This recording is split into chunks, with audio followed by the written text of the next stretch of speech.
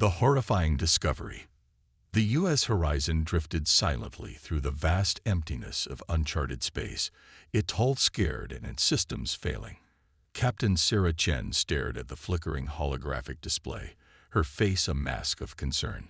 They'd been caught in an unexpected solar flare while surveying a distant star system, knocking out their primary navigation and communication arrays. "Status report, Lieutenant Walsh," Chen ordered, her voice steady despite the dire situation. Walsh, a young officer with a shock of red hair, shook his head. "It's not good, Captain. Life support is stable, but we're running on auxiliary power. Main engines are offline, and we're drifting on inertia alone." Chen nodded grimly. They were far beyond any charted trade routes or colonies. The chances of stumbling upon help out here were astronomical. And yet, "Captain," Ensign Yuki Tanaka called out from her sensor station, "I'm picking up an artificial structure at bearing 047 Mark 32. It's massive." The bridge crew collectively held their breath as a holographic image materialized before them. A sprawling space station hung against the backdrop of unfamiliar stars, its architecture unlike anything in humanity's database. "It's our only shot," Chen declared. "Lieutenant Rodriguez, use maneuvering thrusters to bring us in close. We'll try to dock, or at least get close enough to send a distress signal."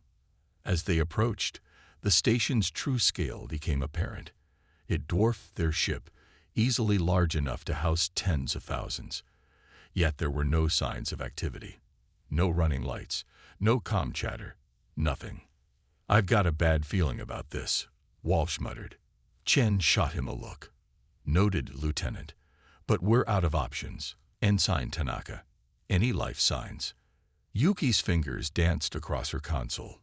"Inconclusive, Captain. The station's hull is composed of some kind of energy-absorbing material. Our sensors can't penetrate it." The horizon glided towards an open docking port, guided by Rodriguez's expert touch. With a gentle shudder, magnetic clamps engaged, securing the ship to the alien structure. Chen stood, adjusting her uniform. "All right, we need answers, and we need help. I'll lead an away team. Walsh, you're with me. Tanaka, you too. We'll need your xenobiology expertise if we encounter any non-human life forms. Rodriguez, you have the con. If anything goes sideways, your priority is to get the horizon to safety." "Understood."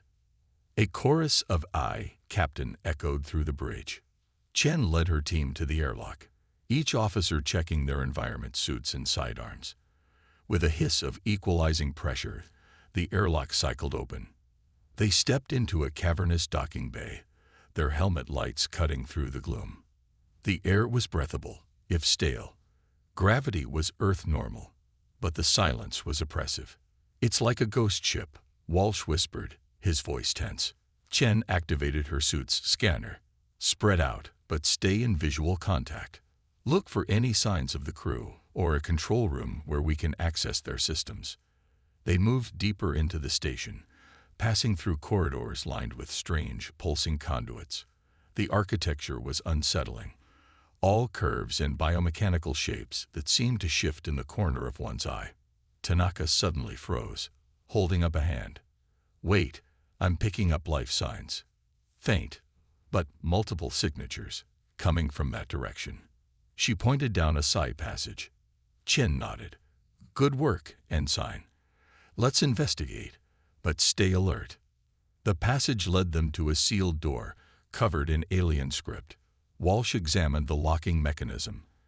"I think I can bypass this, Captain. Give me a moment." With a soft click, the door slid open. The team stepped through and into a nightmare. The room beyond was a laboratory, filled with rows of transparent tubes. Each tube contained a small alien form, children of a dozen different species. Some floated limply in strange fluids. Others twitched and spasmed as machines pumped chemicals into their frail bodies. "Oh God," Tanaka gasped, stumbling back. Walsh turned away, retching inside his helmet. Chen felt ice in her veins, But her training kicked in. Tanaka, can we safely remove them from these devices? The ensign shook her head, tears in her eyes. I don't know, Captain. The biology is so varied. And these machines, I've never seen anything like them. We could kill them if we're not careful. A soft sound caught Chen's attention. In the far corner, a tube had cracked. A small reptilian creature was pulling itself free, its scales glistening with fluid. It couldn't have been more than a meter tall. Chen approached slowly, hands open. It's okay, little one. We're not here to hurt you. The alien child looked up, its large, multifaceted eyes blinking rapidly. It chittered something, a sound Chen's universal translator couldn't decipher. But the fear and pain in its voice needed no translation. Suddenly, alarms blared throughout the facility. Walsh cursed. Captain, we've been detected. Security systems are activating. Chen made a split-second decision. She reached for the alien child, but it shrank back, terrified. Please, she said softly. We want to help. The child hesitated, then extended a trembling, clawed hand. Chen gently lifted it from the broken tube. We're leaving. Now, she ordered. They ran, Chen cradling the alien child against her chest. Behind them, mechanical sounds echoed. Security drones, or worse, coming to investigate. As they neared the docking bay, a massive blast door began to descend, threatening to cut off their escape. The alien child squirmed in Chen's arms, pointing at a control panel. Walsh, the panel, Chen shouted. The lieutenant didn't hesitate. He fired his plasma pistol, shorting out the mechanism. The blast door shuddered to a halt. They sprinted the last few meters to the Horizon's airlock. As it cycled closed behind them, Chen saw shapes moving in the shadows of the alien station. Angular, metallic forms that radiated menace. Rodriguez, Chen bellowed into her comm. Emergency departure. Get us out of here. The Horizon's engines roared to life, burning through the last of their fuel reserves. Docking clamps disengaged with a shriek of tormented metal. As they pulled away, energy beams lanced out from the station, scoring the ship's already damaged hull. Evasive maneuvers, Chen ordered as she burst onto the bridge, still holding the alien child. Maximum speed. Rodriguez's hands flew across the helm controls. The Horizon corkscrewed away from the station, diving into the shelter of a nearby asteroid field. For agonizing minutes, they weaved through the tumbling rocks, sensors straining for any sign of pursuit. Finally, Chen allowed herself to breathe. I think we're clear, Rodriguez reported, his voice shaky with adrenaline. Chen nodded, then turned her attention to the small, trembling form in her arms. The alien child looked up at her with those impossibly large eyes, chittering softly. Tanaka, Chen said quietly, see what you can do for our guest, and download everything we recorded in that place. When we get home, the whole galaxy needs to know what's happening out here. As Tanaka gently took the child, Chen sank into her captain's chair. The full weight of what they'd witnessed settled over her. A secret facility, hidden far from prying eyes. Dozens, maybe hundreds of alien children, subjected to cruel experiments. And they'd only scratched the surface. She clenched her fists, a cold fury building in her chest. Somewhere out there was the power behind this atrocity, a galactic council that saw children as lab rats. Plot a course for Earth, she ordered, her voice hard as steel. We're going home. And then we're coming back. With everything humanity's got. The U.S. Horizon limped away, carrying a precious cargo. An innocent saved, and a terrible truth that would change the course of galactic history. Earth ignites. The U.S. Horizon's return to Earth sparked a firestorm of controversy and outrage that would reshape humanity's place in the galaxy. As the battered ship limped into lunar orbit, its subspace transmitters already blazing with the evidence of the horrors they'd witnessed, the response was immediate and overwhelming. News networks across the globe interrupted their broadcasts, Social media exploded with a tidal wave of shock and fury, and governments scrambled to formulate responses. Captain Sarah Chen stood before the United Earth Council, her face grim as she recounted their discovery. The chamber was packed, with representatives from every nation and major colony hanging on her every word. Behind her, a holographic display showed footage from the alien research station. Rows of translucent tubes filled with suffering children, cold machinery pumping unknown chemicals into their frail bodies. "We rescued only one," Chen concluded, her voice thick with emotion. "But there were hundreds more, possibly thousands, spread across who knows how many hidden facilities. This Galactic Council is conducting monstrous experiments on innocent beings, and we cannot stand idly by." The chamber erupted into chaos. Shouts of anger and calls for immediate action mingled with fearful warnings about humanity's technological inferiority. It seemed Earth might tear itself apart before it could even begin to address the larger threat. Amidst the tumult, a calm voice cut through the noise. "If I may address the Council." All eyes turned to Dr. Aisha Patel, Earth's leading expert in artificial intelligence and quantum computing. She strode to the center of the chamber, her sari a splash of color against the austere gray of her surroundings. "I've analyzed the data brought back by the Horizon," she began, her voice steady. "The Galactic Council's technology is indeed far beyond our own, but they have a critical weakness, one that we can exploit." With a gesture, she brought up a new holographic display. Complex equations and neural network diagrams swirled around her. "Their systems are hyper-advanced, yes, but also hyper-specialized. They've optimized for raw processing power at the cost of flexibility.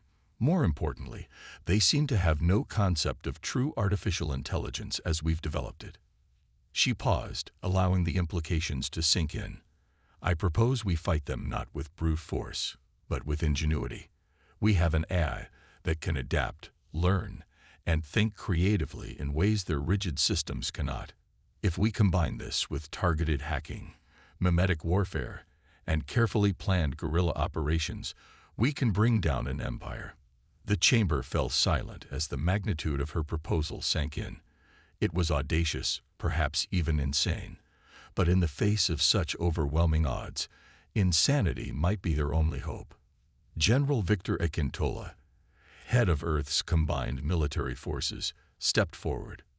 "Dr. Patel's plan has merit, but we'll need more than just clever algorithms. We need a force that can operate behind enemy lines, gathering intelligence, and executing precision strikes." He turned to address the Council directly. "I propose the formation of an elite unit, drawn from the best operatives across all our nations. A team that can blend stealth, technology, and sheer human determination to hit the Council where it hurts." As the Council debated, the alien child rescued by the Horizon was undergoing tests in a secure medical facility. Dr. Yuki Tanaka, now heading the xenobiology research team, made a startling discovery. The experiments performed on these children weren't just cruel. They were attempting to create some kind of super soldiers. She reported to a stunned audience. Enhanced strength, accelerated healing, and some kind of latent psionic abilities. They were trying to build living weapons. The revelation sent shockwaves through Earth's leadership. The stakes were even higher than they'd realized. As days turned to weeks, Earth transformed. The initial shock gave way to a grim determination that united humanity like never before. Long-standing rivalries were set aside as nations pooled their resources and expertise. Dr. Patel worked tirelessly with her team, pushing the boundaries of AI development. They created GAIA, Galactic Artificial Intelligence Assistant, an entity designed to infiltrate and subvert Council systems. GAIA's neural networks were trained on every scrap of data from the Horizon's mission, combined with the sum total of human knowledge and creativity. Meanwhile, General Akintola assembled his team. They called themselves the Phantoms, a diverse group of soldiers, hackers, and specialists from across Earth and her colonies. They began training in secret facilities, preparing for a war unlike any humanity had ever fought. But Earth's leadership knew that military action alone wouldn't be enough. They needed to win the battle for hearts and minds, not just on Earth, but across the galaxy. Jason Park, a renowned journalist and documentarian, was tasked with crafting humanity's message to the stars. He worked with a team of linguists, psychologists, and cultural experts to create a series of transmissions that would cut across species barriers. "We need to show the galaxy who we really are," Park explained in a briefing. "Not just our outrage at the Council's actions, but our capacity for compassion, our diversity, our resilience. We'll broadcast stories of human triumph over adversity, of cooperation in the face of disaster, and we'll juxtapose that with the evidence of the Council's cruelty." As Earth prepared for war, the rescued alien child, now called Nova, began to communicate more clearly. Through a combination of sign language and rudimentary vocalizations, she painted a picture of a vast, corrupt empire that saw most species as little more than resources to be exploited. Nova's testimony, combined with the hard evidence from the Horizons mission, was compiled into a damning dossier. Copies were prepared for distribution across Council space, a digital bombshell waiting to be detonated. 60 days after the Horizons' return, Earth was ready. Humanity had transformed itself into a finely tuned machine of resistance and liberation. In a globally broadcast address, the newly formed Earth Liberation Council laid out the situation for every human across the planet and colonies. "We face a threat greater than any in our history," the speaker declared, her voice translated simultaneously into hundreds of languages. "The Galactic Council's crimes cannot go unanswered, but we will not become like them in our pursuit of justice. We fight not just for ourselves, but for every sentient being suffering under their rule." She paused, her expression resolute. "From this moment forward, Earth is at war. Not a war of conquest or destruction, but a war of liberation. We will strike from the shadows, free the oppressed, and show the galaxy that humanity stands for justice. We may be outnumbered and outgunned, but we have something the Council lacks: unbreakable will and the fire of righteous fury." As the address concluded, millions of humans worldwide stood in silent solidarity. On military bases, in labs, and in homes across the planet, people steeled themselves for the challenges ahead. Aboard a stealth ship at the edge of the solar system, Captain Chen watched the broadcast with her new team of phantoms. As it ended, she turned to her crew, a fierce determination in her eyes. "You all know the risks," she said quietly. "This mission may well be one way, but what we do here will echo across the stars. For Earth, for Nova, for every child suffering in the Council's labs, we will bring them down." The phantoms saluted as one, ready to plunge into the darkness of space and ignite a rebellion that would set the galaxy aflame. As the stealth ship engaged its experimental quantum drive, disappearing in a flash of blue light, Earth held its breath. The first strike in a war of shadows and innovation was about to begin. Operation Child's Play. The Phantom stealth ship, christened the Shadow Dancer, slipped through the inky void of space like a ghost. Captain Sarah Chen stood on the bridge, her eyes fixed on the holographic display showing their target: a massive space station orbiting a gas giant in a system far from Earth. "GAIA, status report," Chen commanded. The A's androgynous voice filled the bridge. "All systems nominal, Captain. Our quantum camouflage is holding. I've identified multiple entry points and have mapped out optimal infiltration routes." Chen nodded, turning to her team. "Remember, this is a rescue mission first and foremost. We get those kids out, gather what intel we can, and disappear. Dr. Tanaka, you're sure the stasis pods will work for multiple species?" Dr. Yuki Tanaka, now the team's chief xenobiologist, nodded confidently. "The pods are adaptive. They'll scan each child and adjust accordingly. But we need to move fast. Some of these little ones might be in rough shape. All right, Phantoms, gear up and move out."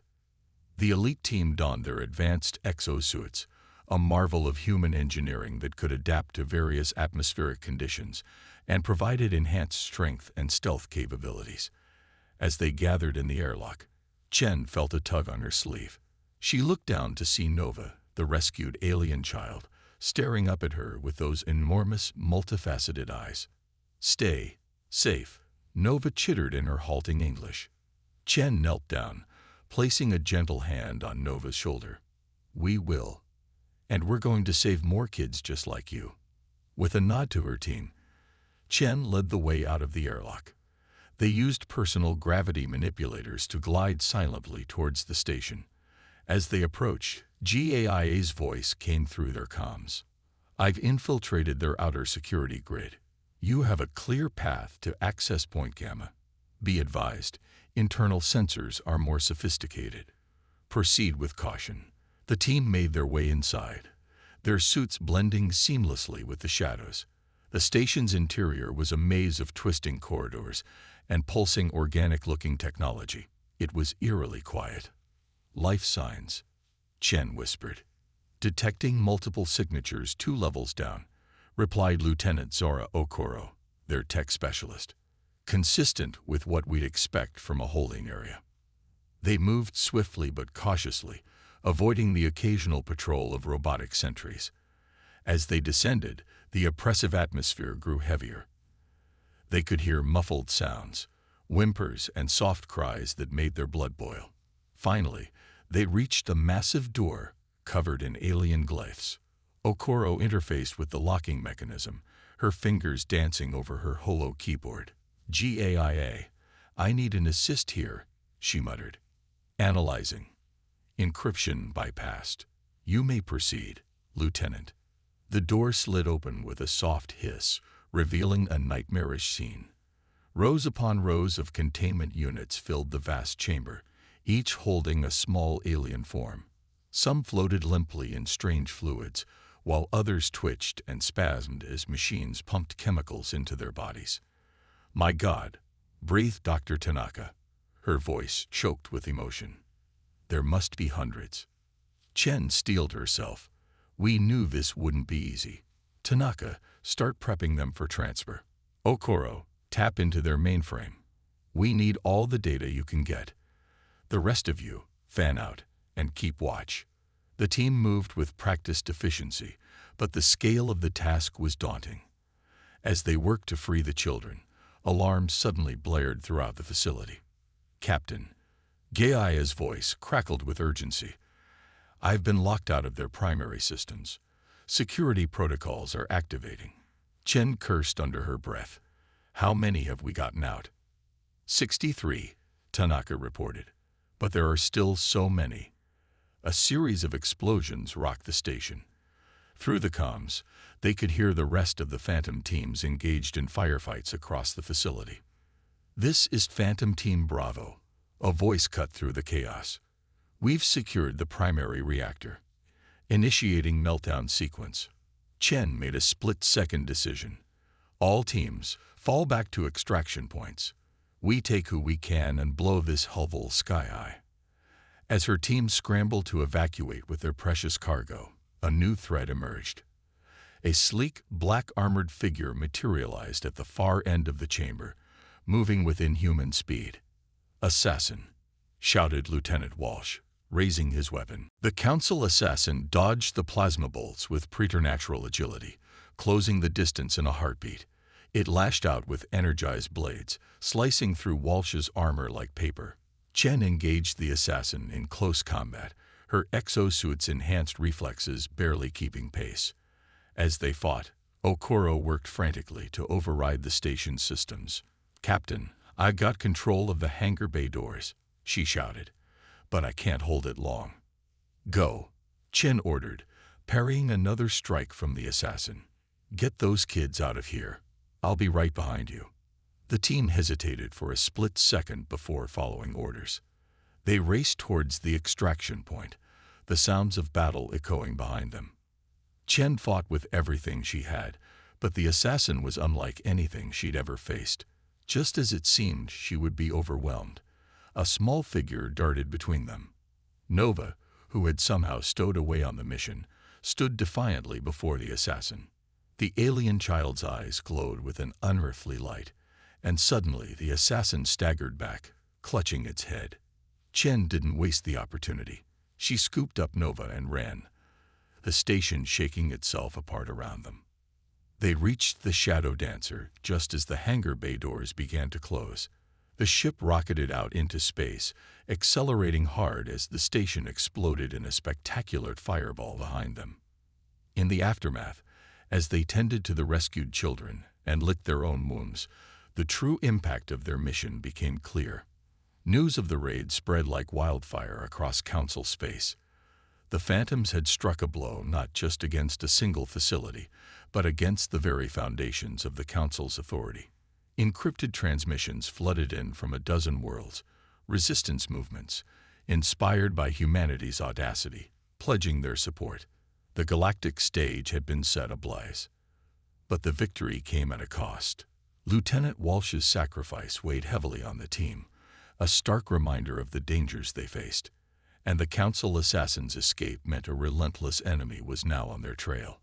As the Shadow Dancer limped home, cloaked in the vastness of space, Captain Chen looked out at the stars.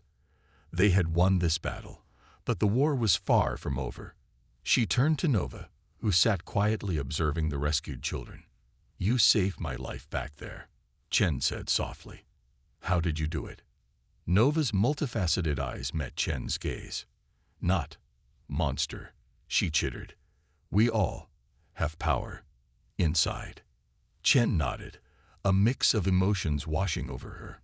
They had disrupted the Council's plans and saved dozens of innocent lives. But they had also stumbled upon something potentially far more significant: the true nature of the experiments and the latent abilities they might have awakened. As Earth's first major strike against the Galactic Council came to an end, new questions arose.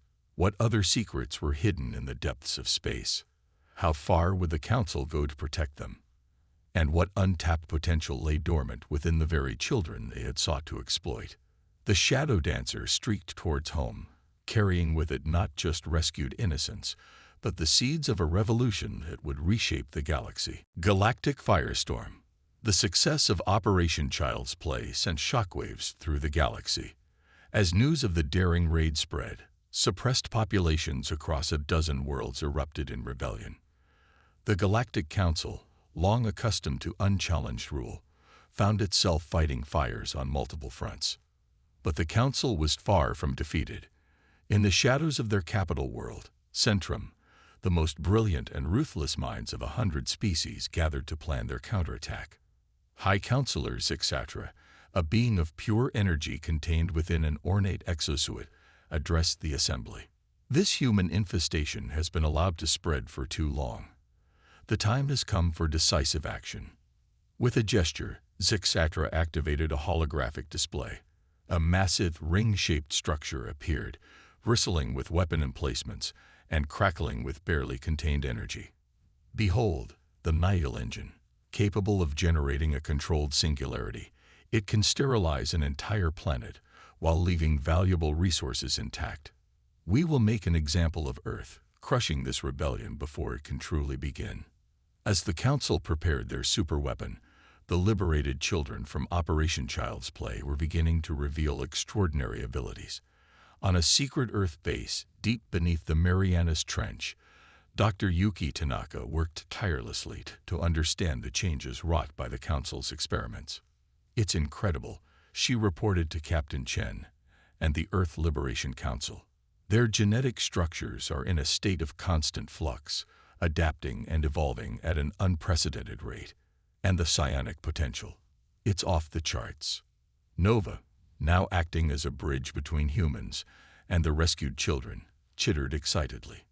"We feel connected to each other, to everything." Before the implications of this discovery could be fully explored, alarms blared throughout the facility. General Akintola's hologram materialized, his expression grim. "We've detected a massive energy buildup in the Orc cloud. Something big is coming through, and it's not alone. The Council is making its move." The Nihil engine emerged from hyperspace in a blaze of eldritch energy, escorted by a vast armada of Council warships. Earth's combined fleet moved to intercept, but they were hopelessly outgunned. Admiral Corey's voice crackled over the comms. "There's too many. We can't hold them back." As the situation grew desperate, Dr. Aisha Patel made a startling discovery. The Council's tech, it's not just advanced, it's semi-organic, and it's all connected to a central network. Her eyes widened as the implications became clear. "GAIA, can you interface with it?" The AI's voice was uncertain. "I can try, Dr. Patel, but the complexity is beyond anything I've encountered. I'll need more." Captain Chen looked at Nova and the other children, an idea forming. What if we linked GAIA to the kids, combined our eye with their psionic abilities? Dr. Tanaka shook her head. "It's too risky. We don't know what that kind of mental strain could do to them." But Nova stepped forward, her multifaceted eyes gleaming with determination. "We want to help. Earth is our home now, too." With time running out, they'd made their preparations. In a chamber lined with neural interfaces, Nova and a dozen other children linked minds with GAIA. The resulting consciousness was unlike anything the universe had ever seen. A perfect fusion of artificial and organic intelligence, human ingenuity, and alien potential. As the Nihil engine charged its main weapon, the new hybrid intelligence reached out across space. It slipped past the Council's most sophisticated firewalls, as if they weren't there, spreading through their network like wildfire. Aboard the Council flagship, alarms blared as systems began to fail. Zix-Atra watched in horror as the Nihil engine's energy readings went haywire. "What's happening? Stabilize it. Now." But it was too late. The controlled singularity at the heart of the weapon collapsed in on itself, then exploded outward in a surge of chronometric energy. Space-time itself warped and buckled. When the blinding light faded, the Nihil engine was gone, along with a significant portion of the Council armada. The remaining ships hung motionless in space, their crews incapacitated by a psychic backlash. Back on Earth, the hybrid intelligence dissolved, leaving Nova and the other children exhausted but unharmed. Gaia's holographic avatar flickered to life, its expression one of awe. "The things I've seen," the AI whispered. "The knowledge we've gained. With this, we can end the war before it truly begins." Captain Chen helped Nova to her feet. "What do you mean, GAIA?" "The Council's entire empire is built on lies and misdirection. They're not as united or all-powerful as they want the galaxy to believe. And now we have proof. Records of their atrocities, their internal power struggles, everything." Dr. Patel's fingers flew over her console. "We're broadcasting it now, on every frequency, to every corner of Council space. Across the galaxy, the truth spread like a virus. On countless worlds, populations long held in check by fear and ignorance saw the Council for what it truly was. The carefully maintained illusion of invincibility shattered. But even as they celebrated this victory, a new threat emerged. The Council assassin, who had escaped during Operation Child's Play, resurfaced with a vengeance. It struck at Earth's leadership, nearly killing General Akintola and destroying key military installations. Captain Chen and her team raced to confront the assassin, finally cornering it in the ruins of Geneva. The battle that ensued was epic in scale, showcasing the very peak of both human and Council technology. As Chen faced off against the assassin, trading blows that could shatter concrete, she realized something was off. The assassin's movements were erratic, almost desperate. "Why are you doing this?" Chen shouted as she dodged another attack. "Your masters are finished." The assassin's mask cracked, revealing a face twisted with anguish. "You don't understand," it hissed in perfect English. "The Council is all there is. Without it, chaos will consume everything." Chen saw an opening and took it, disarming the assassin with a well-placed strike. As her opponent fell to its knees, the full truth came out. The assassin was a product of the same experiments as the rescued children, but pushed to the absolute limit. It had been molded into the perfect weapon, utterly loyal to the Council. "There's another way," Chen said softly, extending her hand. "Help us build something better." For a moment, the assassin hesitated. Then, with trembling fingers, it reached out. As the dust settled on Earth, the galaxy held its breath. The Council's iron grip had been broken, but the power vacuum left in its wake threatened to plunge civilized space into chaos. Earth and its allies now faced an even greater challenge. Not just winning the war, but building a lasting peace. Nova and the other enhanced children gathered around a holographic display of the Milky Way, their eyes filled with a mixture of wonder and determination. They represented a new generation, one that could bridge the gap between species and ideologies. Captain Chen looked out at the stars, acutely aware of the challenges that lay ahead. The galactic firestorm had reshaped the political landscape, but the real work was just beginning. As representatives from 100 worlds prepared to gather on Earth to shape the future, one thing was clear: humanity's compassion and indomitable spirit had changed the course of galactic history forever. The next chapter of their journey was about to unfold, filled with both peril and limitless possibility. A new cosmic order. The Great Hall of Unity, a marvel of architecture blending styles from 100 worlds, buzzed with anticipation. Representatives from across the galaxy had gathered on Earth for an unprecedented summit. The fall of the Galactic Council had left a power vacuum, and the fate of countless civilizations hung in the balance. Captain Sarah Chen, now Admiral Chen, stood at the podium, her weathered face a testament to the trials of the past year. She surveyed the assembled delegates, a kaleidoscope of forms and colors, from crystalline beings to amorphous energy constructs. "We stand at a crossroads," Chen began, her voice carrying to every corner of the vast chamber. "The old order has fallen, but the path forward is not yet clear. We have an opportunity and a responsibility to build something better." As Chen spoke, her words were simultaneously translated into thousands of languages, a feat made possible by the hybrid AI that had emerged from the fusion of GAIA and the enhanced children. This new entity, dubbed Harmony, had become instrumental in bridging the gaps between species. "Earth does not seek to replace the Council as galaxy's rulers," Chen continued. "Instead, we propose a new form of cooperation, a galactic alliance where every species has a voice, and the strong help the weak to rise." Murmurs rippled through the crowd. For many, the concept of true interstellar democracy was radical, even frightening. Centuries of Council propaganda had ingrained the idea that only through strict hierarchy could chaos be held at bay. An imposing figure rose from the Centaurian delegation. Admiral Jolak, a veteran of 1,000 battles, his carapace scarred with the markings of his rank. "Pretty words, human. But how can we trust that you won't become the very thing you overthrew? Power corrupts across all species." Chen nodded, acknowledging the concern. "A valid point, Admiral, which is why we've proposed a system of checks and balances, including rotating leadership and an independent judiciary body.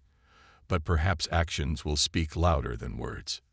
She gestured, and a holographic display sprang to life, showing a massive space station under construction. "Behold the Nexus, a neutral ground for diplomacy and cultural exchange. Earth is funding its construction, but it will belong to all species equally." The display shifted, showcasing educational initiatives, infrastructure projects, and scientific collaborations spanning dozens of worlds. "This is just the beginning. We're already working to undo the damage caused by centuries of Council rule." As the presentation continued, the atmosphere in the Great Hall began to shift. Skepticism gave way to cautious optimism. Species that had been bitter enemies under Council rule found common ground in their shared hopes for the future. But not everyone was convinced. A shadowy figure slipped out of the chamber, making its way to a hidden communication room. The last loyalists of the old Council had not given up their dreams of power. Meanwhile, in a meditation garden adjoining the Great Hall, Nova and the other enhanced children sat in silent communion. They had grown rapidly, both physically and mentally, their unique abilities evolving in ways that continued to astonish human scientists. Dr. Yuki Tanaka approached the group, her step hesitant. "Nova, the delegates are requesting your presence. They have questions." Nova opened her multifaceted eyes, a smile playing across her alien features. "They're afraid," she said simply. "They fear what they don't understand. We'll show them there's nothing to fear." As Nova and her companions entered the Great Hall, a hush fell over the assembled delegates.